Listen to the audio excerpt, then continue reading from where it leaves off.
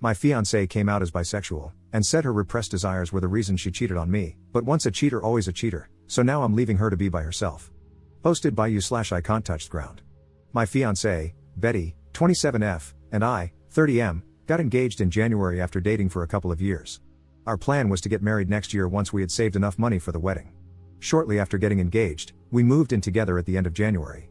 In May, Betty was a bridesmaid for one of her friends, but I was unable to attend due to my job and the fact that it was a 5-day trip. Betty had a great time reconnecting with some of her old friends, but a couple of weeks after she got back, she became moody and withdrawn. I was relieved when she made an appointment with a therapist since she hadn't opened up to me about what was troubling her. After about 5 or 6 sessions, she sat me down one Saturday morning so we could talk. Betty had been raised in a very conservative household and had to suppress her desires until she moved out to go to college. Even then, certain ideas she denied and refused to embrace. At the wedding, she was introduced to the wife of one of her girlfriends from college, and it triggered a lot of repressed desires over the days they all hung out before the wedding. She told me she felt romantic and intimate attraction to women as well as men and realized she was bisexual. I told her I was happy she finally felt safe sharing this with me, and it didn't change how I felt about her. It was a very emotional moment. She asked me how I felt about her exploring her sexuality now that it was out in the open. I said I was open to exploring it with her and possibly having a 3-way with another woman to let her have that experience. She wanted a one-on-one experience with another woman and felt she couldn't do that with me present. I told her that sounded more like an affair and was something I wasn't comfortable with. I asked her if she wanted to cancel the wedding and maybe separate while she figured out what she wanted to do. She was adamant that was not what she wanted. She said she was still very much in love with me and still wanted to get married, but she felt like she had to explore these feelings she was embracing before we settled down together. I asked her if she had done anything inappropriate at the wedding and cheated on me. I asked if she had someone in mind or had been talking to someone since she came back. She admitted to dancing with a girl at the reception and said they kissed at the end of the night, but nothing else happened. She denied talking to anyone or pre-planning anything. She knows this was a lot to throw on my plate all at once and didn't expect an answer right away. She just asked that I keep an open mind and keep talking about it. I couldn't promise anything, but I agreed to do some research and talk to a workmate who has an open marriage to see how they cope. I did warn her that if I found out she lied or was doing anything behind my back, there would be no second chances and I would leave. My workmate has been super helpful and open about their relationship. My brother got me into a support group that has helped me come to terms with the changes in our relationship. I'm burning through my second book and sat Betty down Thursday night to check in and talk about moving forward. I found us a couples therapist, gave her the book I had finished, and told her we should postpone the wedding for 6 months and then decide if that's still the path we want to take. I was on a roll when she stopped me and asked if I was planning on dating other people, as it had never occurred to her that I would be dating as well. She kind of shut down after that, barely giving one-word answers when I asked her something. I think the longest sentence I got was, "I just don't know." She has been like that for 24 hours now, like she is lost in a fog. I'm just bracing myself for the inevitable flood of emotions. I would have thought she would be happy that I was considering opening our relationship. Update 1 day later. Saturday night, her fog lifted, and things got pretty heated. She said that the open relationship was my way of punishing her and being vindictive by dating other women. She claimed she was just asking for some grace to explore her feelings. I replied that she showed almost no remorse for cheating on me and instead expected an open-ended hall pass to do so again. I told her our friends had informed me that she asked them not to say anything about what happened at the wedding, so I would probably never know the full truth and just had to accept that it was worse than she admitted.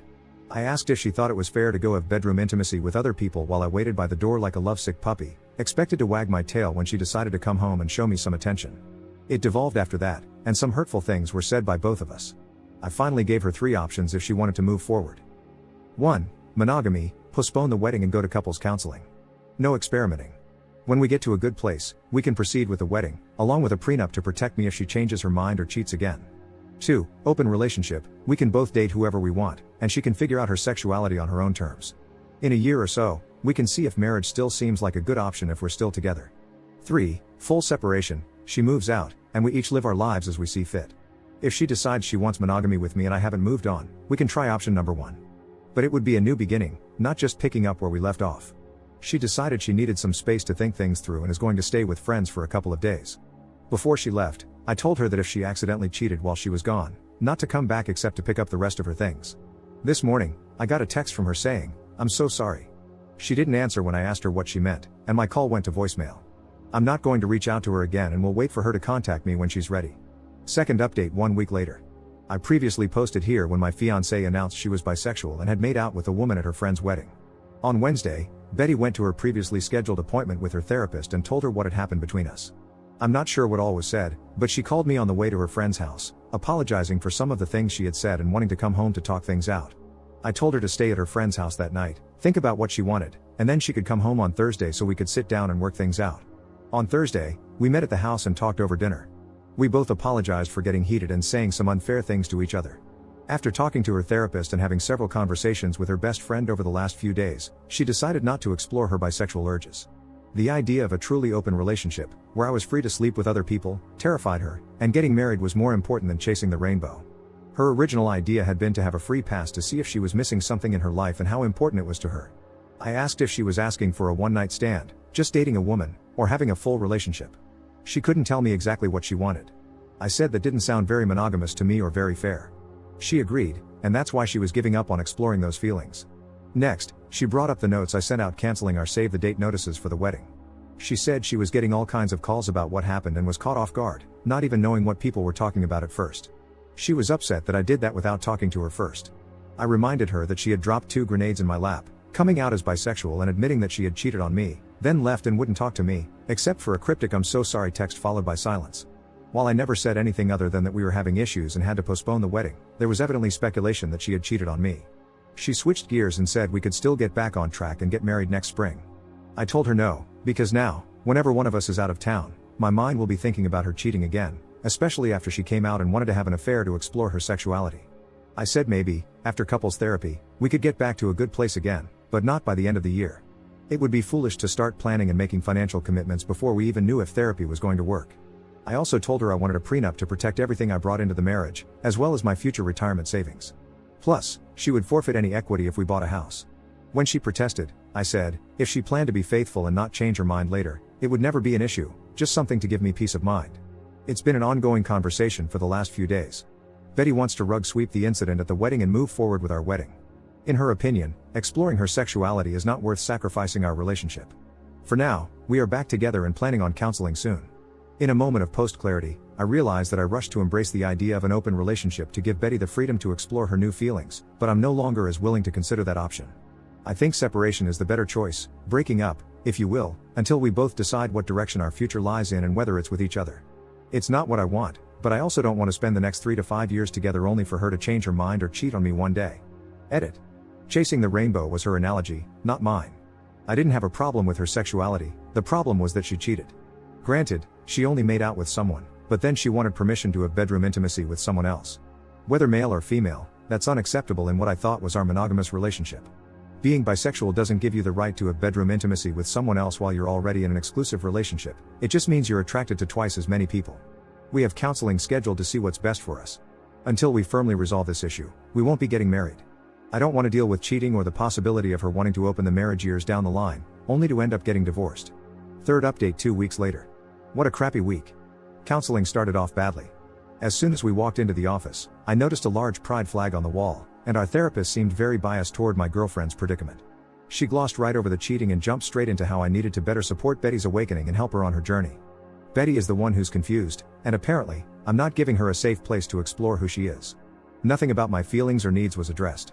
To make matters worse, when the therapist was piling on me, I looked to Betty to stand up for me or say something positive, but I got nothing. That part hurt me the most, and I pretty much shut down for the rest of the session. Toward the end, the therapist did try to re-engage with me, clearly realizing she had completely lost me. On the drive home, Betty tried to talk to me, and I just gave her the same 3 answers I kept repeating to the therapist: sure, nope, and maybe. This was the therapist that her individual therapist recommended to us. The next day, I got a call from Betty's mom at work, asking why we were postponing the wedding, mentioning that her family and friends had already started making plans. I told her she needed to discuss that with her daughter. She kept badgering me, and eventually, I told her that Betty made out with someone at her friend's wedding, and that's why things were on hold. Then I hung up on her. Less than an hour later, Betty called me, demanding to know what I had told her mom.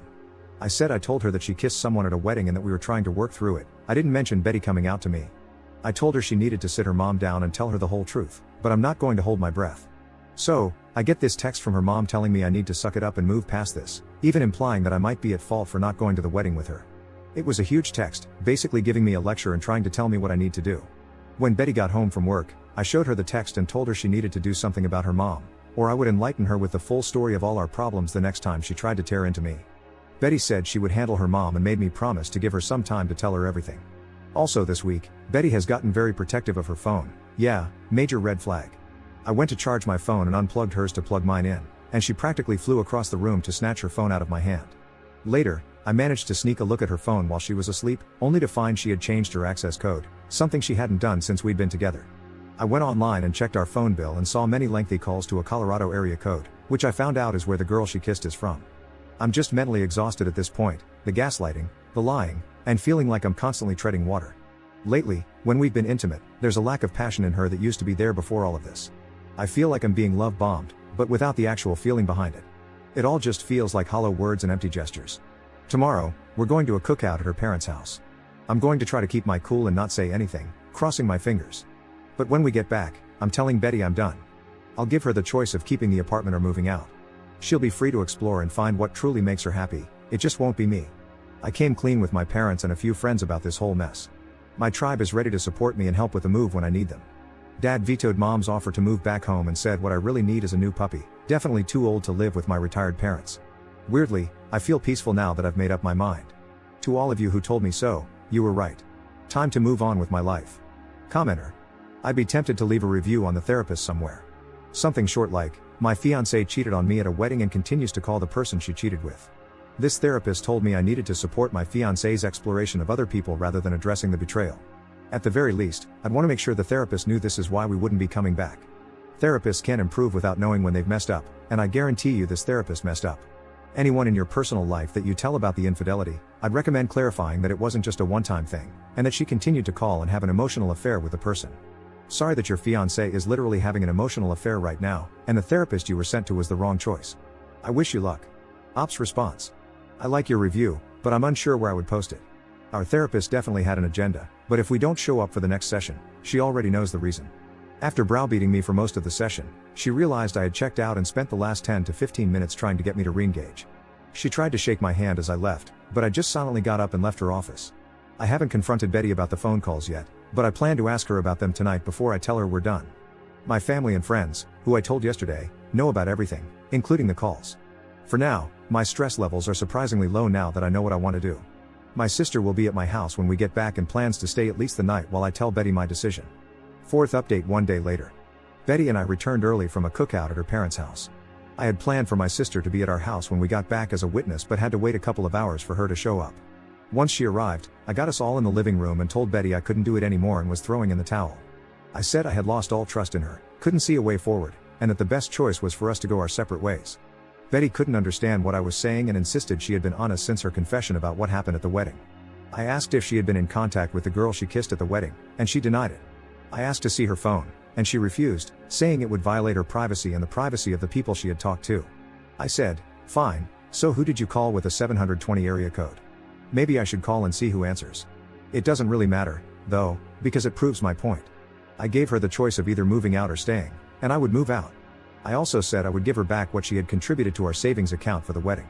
She tried to get my sister to leave or get me alone to talk, but I told her I had been advised to have a witness present, just in case. She went from crying to being angry, and after about an hour and a half, we finally had a calm conversation about everything. We talked until almost midnight.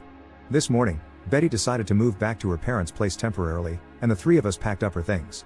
While we waited for her dad and brother to come pick up her stuff, she tried to convince me to see a different counselor and give therapy another chance. But I told her it was just a waste of time, I could never trust her again, and that's no way to live. Not much of an ending. Op in the comments. Well, she's gone for good. All of her stuff is out of the apartment, and she got her share of the money we were saving for the wedding. I've blocked her on everything and have no plans to contact her again. I don't need closure, apologies, or explanations. She's made several attempts to reach out to me through friends and at work. The people at work know not to bother me and don't even take her messages anymore. When friends ask, I politely explain why I won't take her back, and they usually understand and drop it. I've had to block a couple of people who kept pressuring me to talk to her.